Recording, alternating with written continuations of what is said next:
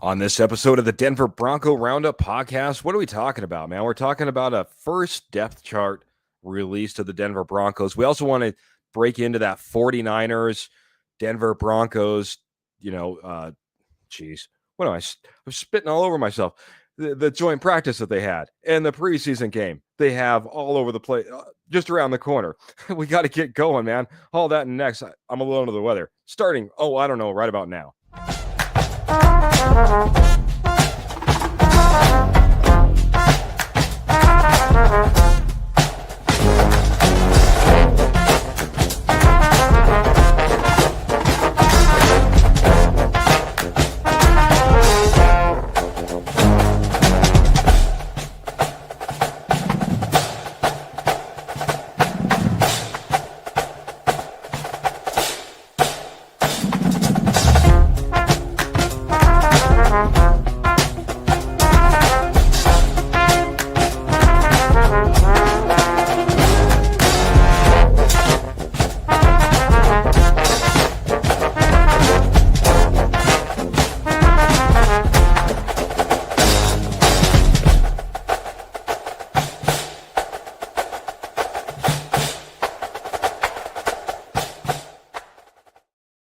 How about that? How about one of the worst intros you'll ever hear, ever see?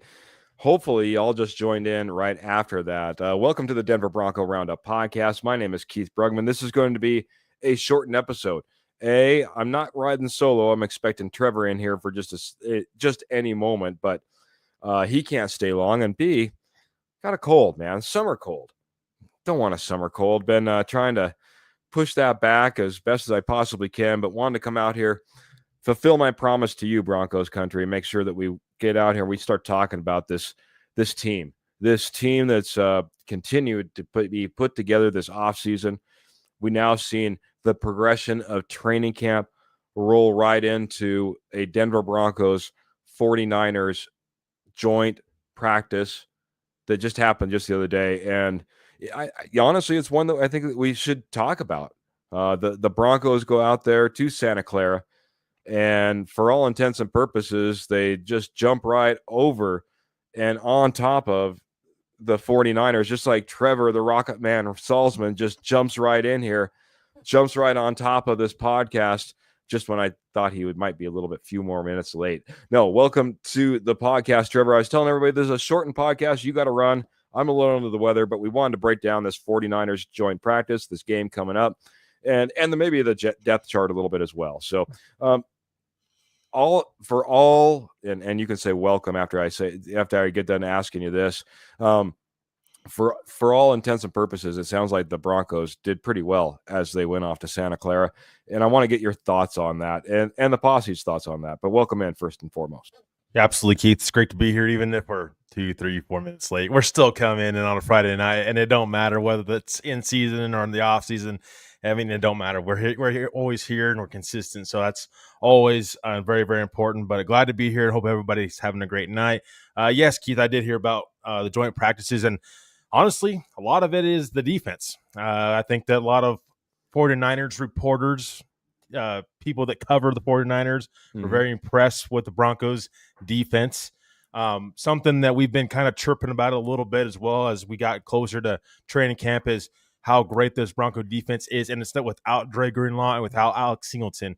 This defense still showed out and got after Brock Purdy, was able to hold Christian McCaffrey. Let's not forget how talented that San Francisco 49ers team is. When they're healthy, that team is a playoff team and legit, I would say, Super Bowl contender if they can figure out that defense.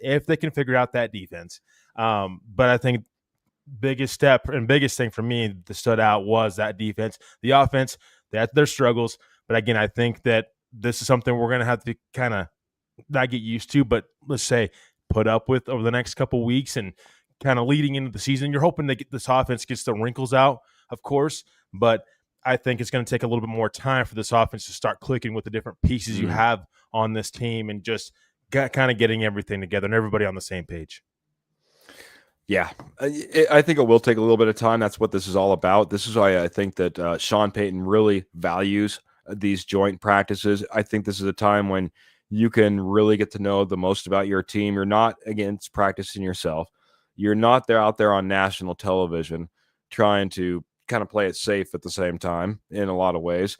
You're in joint practices and it's pretty closed, and you get to say what goes out and what doesn't go out and the whole nine, right? He was even complaining about the fake fan noise that was being piped in there. But man, it's good to see him get back to football. I want to get back to the posse really quick because we do have Michael Ronquillo saying good evening, Keith and Trevor and Gobo Broncos, blue and orange hearts, mile high salute.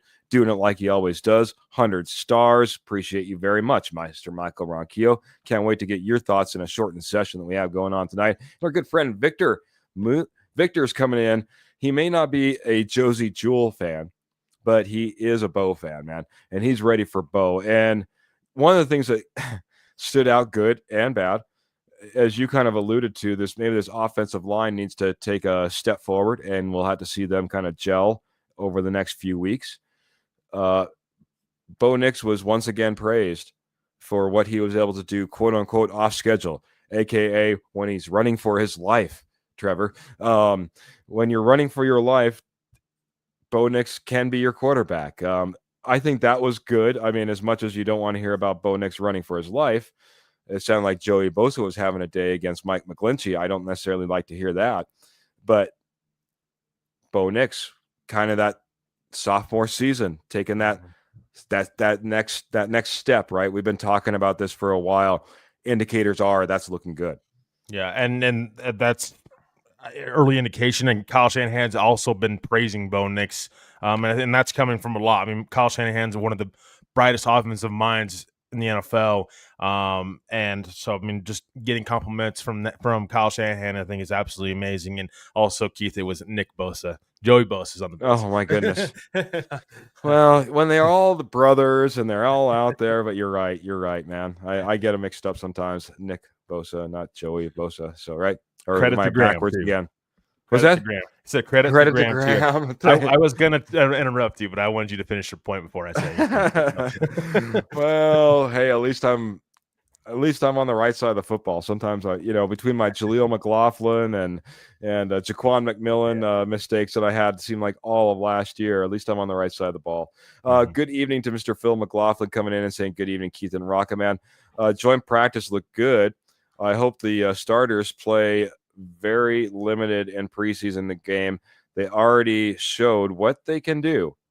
Now let's look at the rookies, he says. And free agent pickups. It does sound like the starters are going to get a little bit of a run. Dre Greenlaw doesn't sound like he's going to make a run. Matt Henningsen popped up on the injury report. Well, I guess we'll hear more about that. He's obviously not out there probably getting any run. But your thoughts, man. How much time with the starters, quote unquote, versus then the rookies and the free agents? Sean Payton talked about how he wants to still, especially when those places where there's competition, maybe keep a rotation going. 5 defensive linemen, he mentioned, even if you're only going to have 3, obviously on the field in any given time. Yeah, I mean, for me, if the defense is as dominant as they are right now, I would say the defense, I think, can rest a little bit more.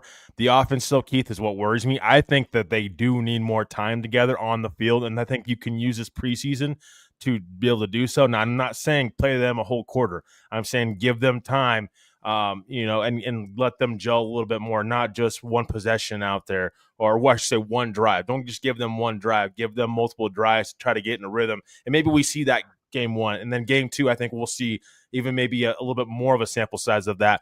But I think that's what Sean Payton, hopefully he does, and this team does do that. They're able to get this offense kind of in rhythm before the season starts. That's what you want to do. You got to be careful with, yes, you want to keep guys healthy. Of course you do. But let's remember, what did Nathaniel Hackett do when preseason came around? All the starters set, and that did nothing for this team. You still want to get chemistry with these guys, I think, on the offensive side of the ball, at least from what we're hearing so far. There's ups and downs right now. But I think if you can get this offense in more of a rhythm heading into the season, you're going to feel even better about this Denver Bronco team, especially if you have a top 3 defense in the NFL coming into this year. That's what's some of the words we've been hearing out of these joint practices and a little bit during training camp as well, is top 3 defense in the NFL. I mean, if you can have that, you're going to have a chance. Now it's up to this offense to be able to prove what they can do. Yeah, it's going to be interesting to see how this offense comes together. And it kind of brings me, like I said, we're going to have a little bit of a shortened podcast. I don't know how we'll mix this up, but this running game has to start coming together. This offensive line needs to start coming together. We went out, we got J.K. Dobbins. We go out, we invest into R.J. Harvey. You know, we've supposedly have one of the best offensive lines in the NFL. Run block, pass block, you name it. You can find a statistic that ranks them right near the top on somebody's page. But they need to start producing at some point. This running game has to start moving. And pass protection, yeah, that goes without saying. Yeah, Bo Nix back there, that's your prize quarterback. And I think everything is going to be ran through Bo Nix, obviously, until something else comes along when in regards to that offense. So it's got to start chugging along. Yeah, because you don't want to start the season off and your offense is behind.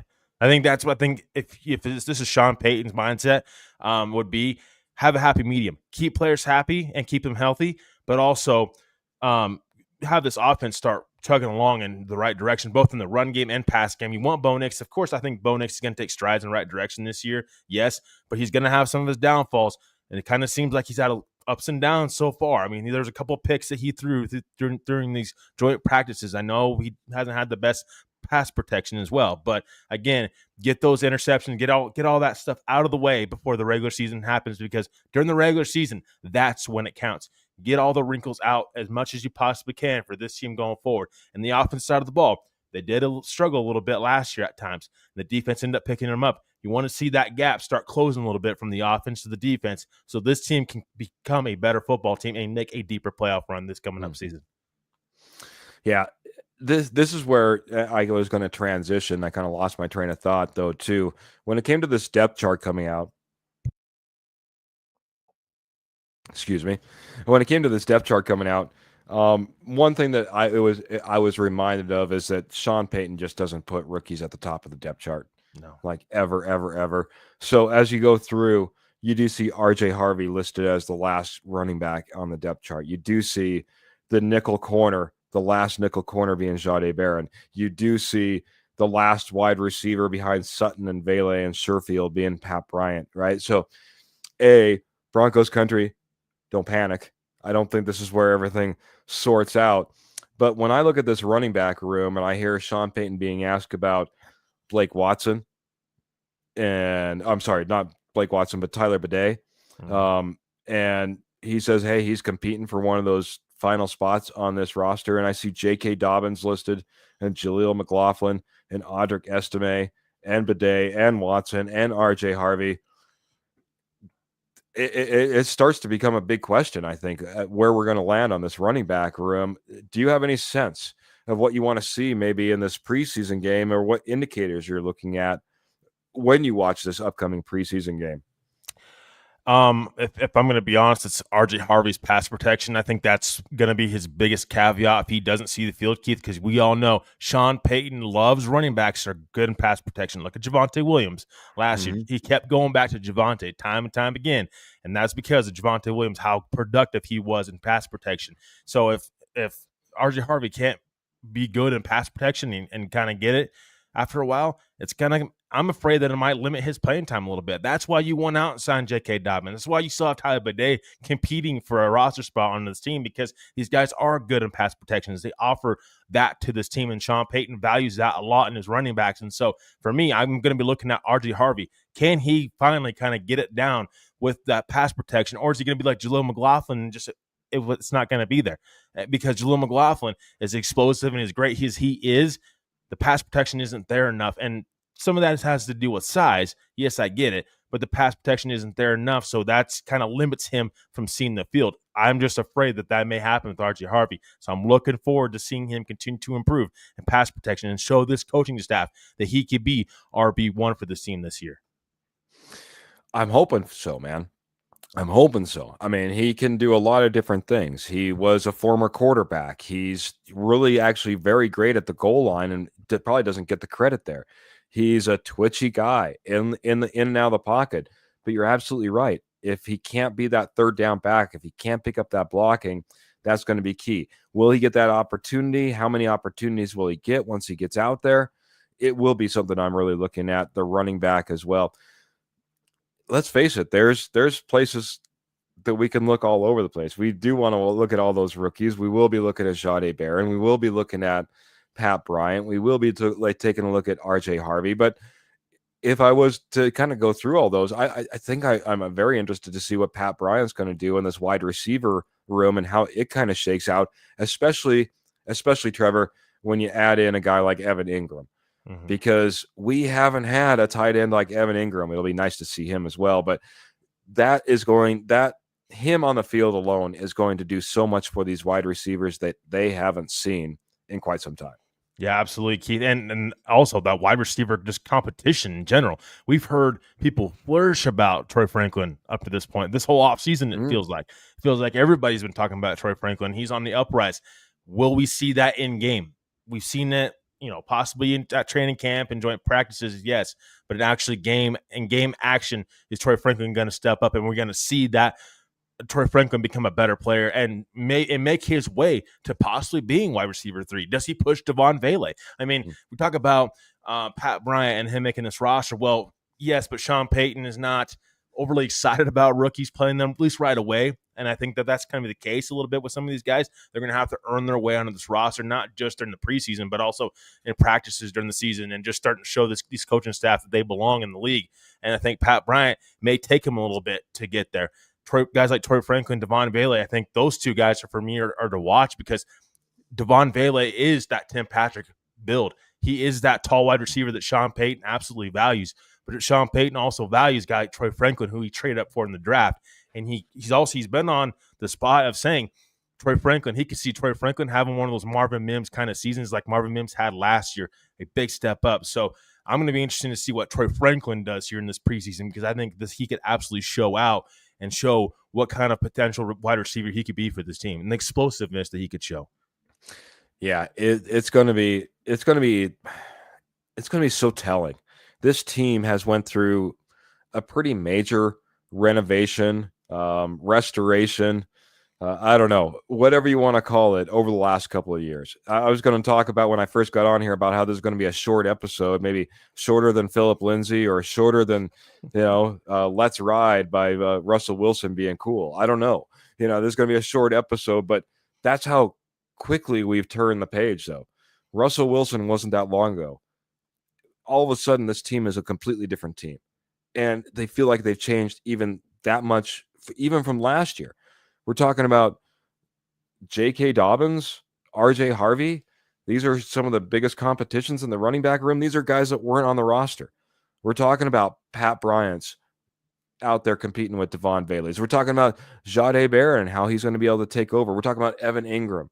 We're talking about all these different pieces and parts, man. And we're going to maybe be able to grasp some answers of what this team really is and what they look like, and maybe what Sean's ultimate vision looks like as well, because I think he's been a little bit hands tied up until this point. Yeah, and I wouldn't even be surprised if he doesn't show. I mean, I don't think he'll show his full cards, obviously, during the preseason at all. I don't think that's going to happen. I think we'll only see a tidbit here and there what Sean Payton's actually going to run with this team. I think more or less you want to see these starters kind of gain consistency. But that third preseason game is going to be huge for some of these guys trying to make this roster. So keep that in mind. Preseason game 1 and 2, yeah, you'll see some starters. The third preseason game, though, it's more or less going to be these guys just looking to make the roster and fight for roster spots. So these first 2 games are actually going to tell a lot who plays game 3, because those guys that play game 3, Keith, are going to be those guys that are probably on the bubble to making this 53-man roster. Yeah, and then you get the whole other part of this, and I hate to bring this up, but it is the other part of it. Michael was the first one to kind of talk about this. Detroit Lions and the Atlanta Falcons in the preseason game officially over, ran out the last 10 minutes of this game. Cornerback suffered an injury, head-to-head contact. It's just not anything that you want to see or hear about, and it's everything that we're trying to avoid. from everybody on the field at all times. Obviously, as Bronco fans, we don't want any of our Broncos to get hurt. But this is also the time of year, Trevor. Now we've narrowed it down to 3 games.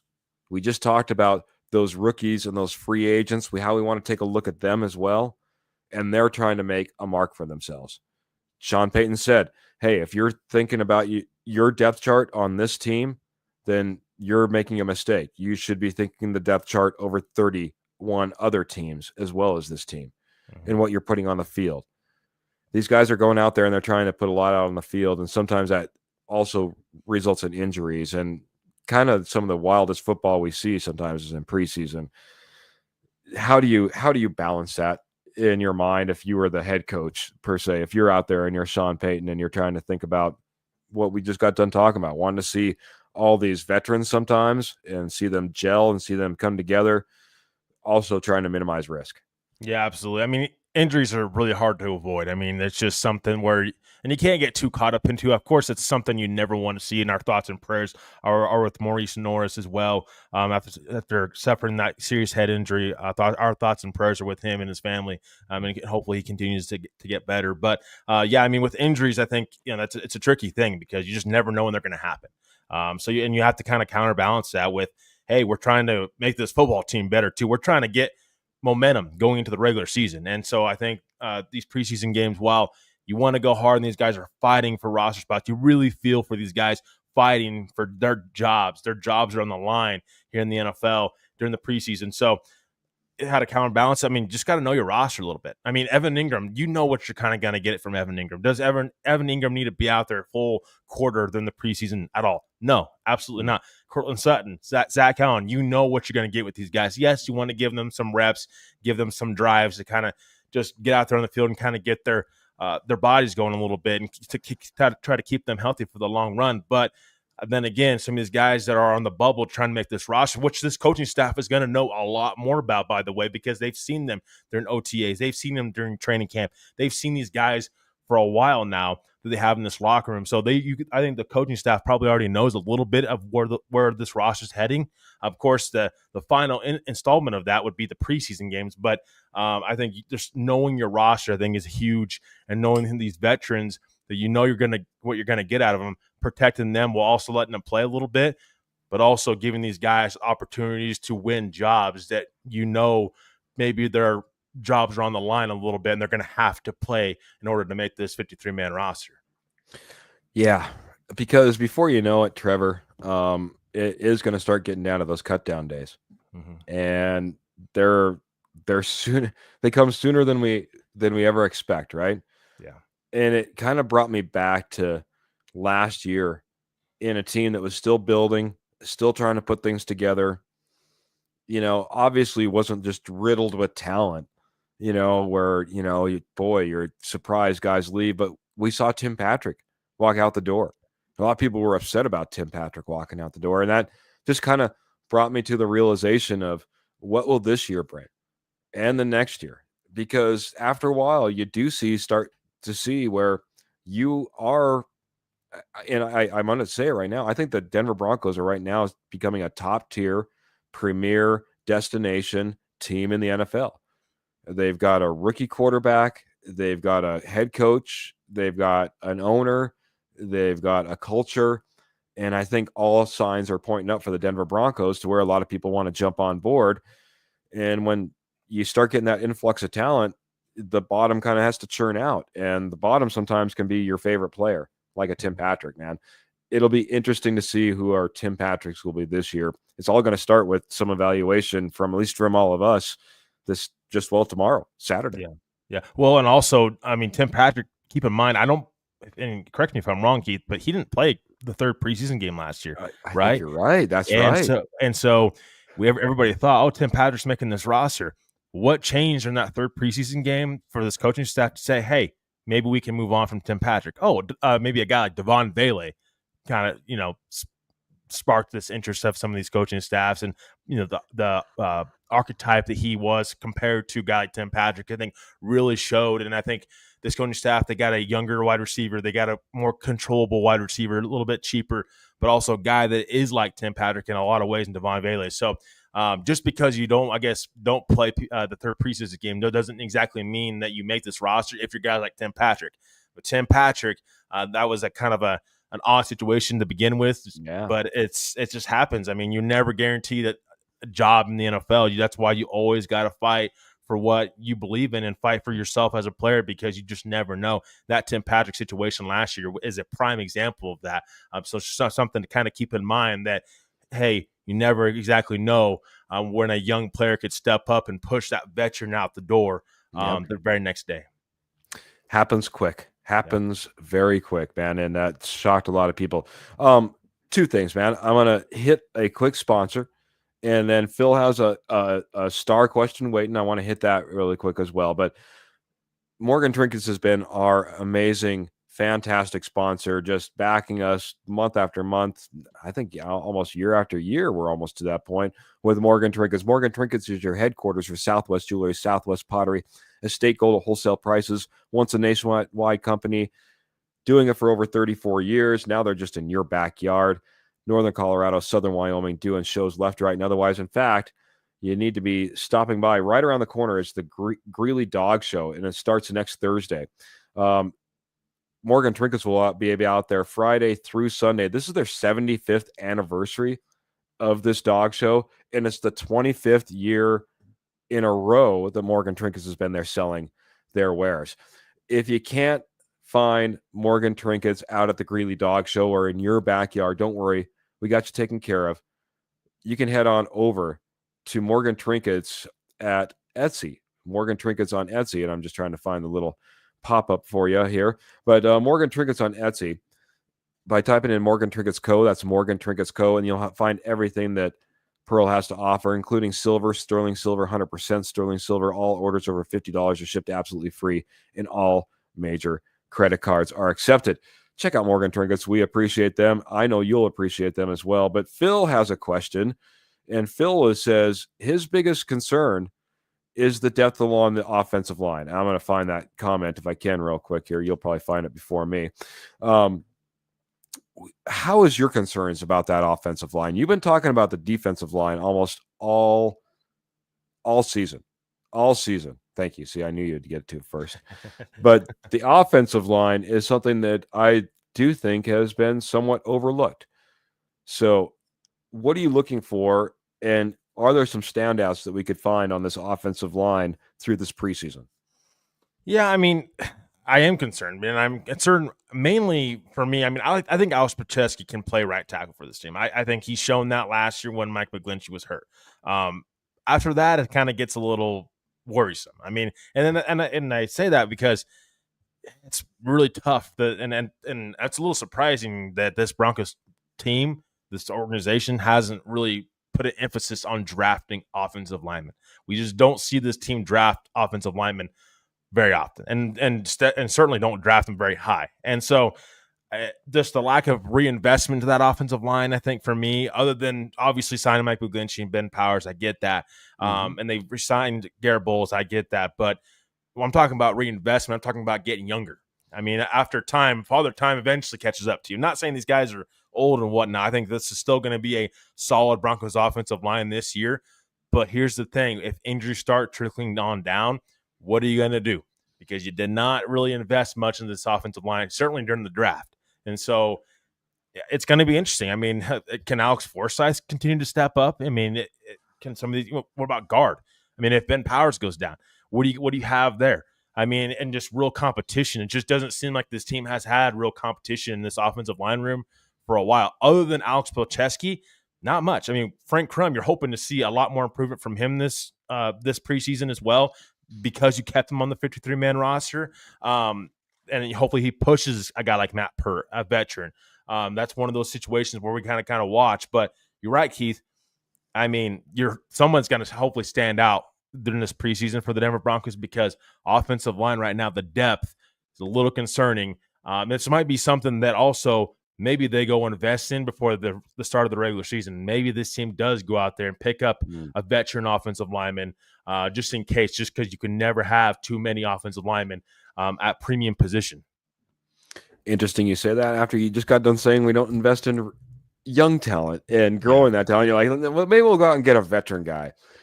It seems like that's what the Broncos' plan is. They really do feel like, maybe there's some positions we want to go out there and we want to draft and develop, and there's other ones that we just want to buy the talent at. And it seems like right now the offensive line has been a buy the talent out. They go out and they get, their right tackle. They go out and they get their guard. They go out and they re-sign a tackle that's been on this team and has, been rated fairly high within the NFL now for a few years. They seem that like they're kind of buying the talent rather than investing, as you say. And as Michael's saying, it's a big mistake that we're and a big problem that we're not investing in that offensive line. Trevor, I told you we'd keep it short. I'm not going to lie to you. I'm not going to lie to our posse either, because I told them that it's the same as well. So we're going to go ahead and we're going to kind of start to wrap up here. I just want to say that, hey, man, I know that you're planning at least to do a little post-game, though, show right after this. And like I said, this is when we're going to start to find out some of these answers. And I'm sure we'll have a lot of questions and answers come tomorrow. Yeah, absolutely. And we're certainly hopeful that we're going to be able to do a post-game show, especially during the preseason. If anybody's new here to the Denver Bronco Roundup, we do post-game shows during the regular season. I don't believe we started last year during the preseason, but we certainly want to at least do one or two post-game preseason shows as well, just kind of break everything down for everybody and be here for everybody, whether it's a loss or win. I mean, at the end of the day, wins and losses don't really count in the preseason at all. It's about the player evaluation, and I'm excited to watch the film, go back and watch the film, and go out and see for myself what this roster is going to look like on both sides of the ball. But absolutely, Keith, I mean, first preseason game versus football, having football back, be able to break the game of football down in Broncos football is actually absolutely going to be exciting, and I can't wait to watch with everybody else and even watch play after the fact. Yeah, he's got the rewind button and the play button all hooked up right there on his thumb. I can feel it already, man. Can't wait, man. This is what we all have been waiting for. It's been all off season. We went through the doldrums, the cold days, the days that we're huddled around talking about draft coverage. But really, really now this is when it all comes to fruition. We're starting to talk about some real football. Can't wait to start talking about it. I'm going to try to be here. I know Trevor's going to try to be here as well. Hey, best way to know if we go live, make sure you like, share, subscribe, hit that notification button, hit that like. We're on Facebook. We're on YouTube. We're on Apple Podcasts. We're on Spotify. We're just about anywhere, man. If you want to talk to us, heck, just hit us up over there on the good old X. We'll talk with you a little bit of football. Love doing it. Love chopping it up with you. Love going live every Tuesday and Friday at 8 p.m. Love doing those post-game shows right around the corner every regular season for sure. Hopefully, maybe this a post-game show on this preseason game right around the corner tomorrow. Broncos country, love you, appreciate you. Anything else before we go, Trevor? Or am I going wrapping it up and getting out of here? I think we're wrapping it up and get out of here. We just want to appreciate everybody in the posse, though, for being amazing. Keith, you're under the weather tonight, and it was a pleasure to join you, and I'm really happy that you were able to do the show with me, and I'm excited to do post-game shows with you again. It's our third season doing it now. I mean, it's crazy. Keep racking up, baby. Yeah, they keep racking up, and it just flies on by. So hopefully everybody will be there with us for the long haul, and can't wait to bring everybody great Broncos coverage this season. Can't wait to put up a big old score up here for our Denver Broncos. This has been blank way too long. That's where we're at, Trevor. Putting up scores up here on the scoreboard, man. Big old score for the Denver Broncos, small one for the 49ers. That's what we're looking for. But hey, we do got to get out of here. Make sure you keep those boots in the stirrups, guns in the holsters, and of course, Denver Broncos in your heart. Until next time, maybe tomorrow. Have a good night, everybody. Take care.